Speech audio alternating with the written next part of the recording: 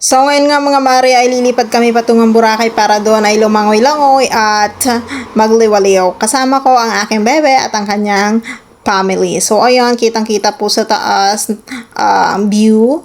Kitang-kita ang maraming buildings and houses sa Kamaynilaan at ibang karatig probinsya nito. Look at that, nasa ibabaw kami ngayon ng Cotton, Charis. At ngayon, palanding na kami sa Katiklan Airport. So, nandito na kami, nandito na mga pilang artista, Charis. Tapos, andyan na, pupunta na kami. Ayan, for the walk-walk na. And then, andyan. So, ayan, nandito na kami sa bilihan ng ticket para sumakay ng Roro papunta dun sa mismong Boracay. So, ayan, nakabili na kami ng ticket at sasakay na kami sa Roro. Ayun na, let's go! So, nandito na kami sa Azalea Hotel kung saan dito kami mag-check-in and after namin ibaba ang gamit, bumaba na din kami para mag-swimming. Kasi sayang naman yung time, no? Pwede pa yan. Ayan, o, diba? Ganda-ganda ng sunset. Ayan, daming tao, diba? So, ang ganda-ganda pa ng buhangin. Tapos ayan, for the video muna ang feeling vlogger na yan para naman makita-kita. Syempre naman, for the remembrance, ganyan tayong mga vlogger, video muna bago langoy. Ayan, di ba? May pa-pes-pes pa ako dyan nalalaman. Pagkita-kita pa ng peslog. Ayan, kita-kita yung mga lumot, pero alam mo, tuwang-tuwa kami dyan kasi nilalaro namin yan, iniipon namin sa kamay, tapos biniblog, tapos binabato. Haha. Wala lang, share ko lang. Tapos ayan, for the video naman, nakalaman may ang ganda. Tapos ayan na, papunta na kami dito sa, basta papunta kaming restaurant niyan para mag-dinner. Ayan, so hindi ko na nabidyuhan eh.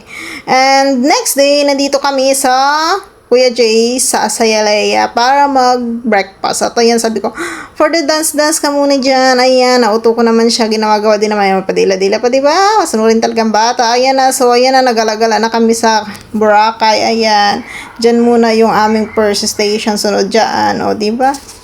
Nagpa-video ako dyan, o diba? Kunwari director pa ako dyan. So, ganito ang pag-video. O, diba? O, ayan. Sobrang likot ng camera. O, hindi ako mapukusan. Sayang naman ang beauty ko, Charis. Tapos, ayan na. Dyan na. For the video pa ako dyan. Ayan, may mga for the outfit at siya. O, nauto-auto ko na naman. Sabi ko, video-hin. Char siya talaga may gusto dyan. O, siya pa nga nagkukuman sa akin kung anong klaseng camera. At yan, bumili kami ng 50 pesos na taho. So, masarap pala ang taho sa Boracay, Charis. Same lang naman ang lasa ng taho. Ang pinagkaiba lang is sa Boracay siya. Charis. So, diba? Tama naman. Ayan. So, for the ngiti-ngiti na naman. Kunwari food vlogger. Tapos, ayan. May puro tikim-tikim. Ayan. Okay daw. Ano? Gang. Charis. So, ayan na. Ayan. Nandito na kami. Ready na kaming mag-picture dyan. Naghihintay kami dyan. So, for the hintay-hintay muna kami dyan habang nagpapabraid sila. At yan, ginagawa namin sa camera. For the video kami dyan. O, diba? Anong likot ng camera namin kung saan napupunta.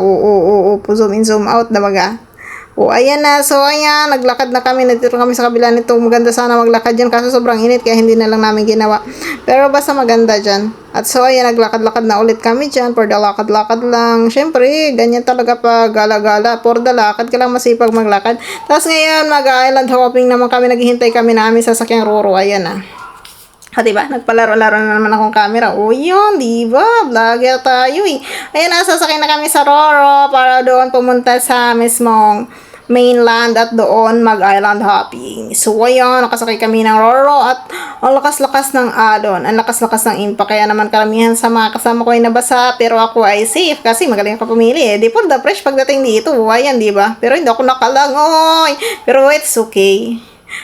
Basta hindi ko na-videohan yung aming zipline doon, pag biking and pag AKB, pero sobrang na-enjoy ko talaga yun. At siyempre na gabi na nandito na kami, nag-for the walk kami dyan. So, may kaharap pala akong artista na dyan na hindi ko kilala, tapos sinabi nila, tapos ako lang siya pala yun. Tapos siya for the drama din naman siya eh, pag-bebe din naman eh, ayun, nagpapasuyo.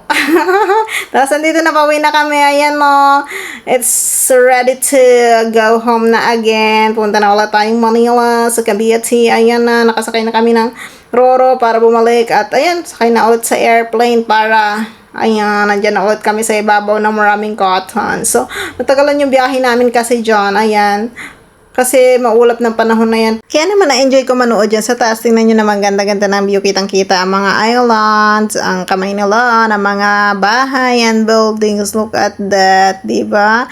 So, yun lang. Bye-bye. Thank you. Sa susunod ulit. Bye!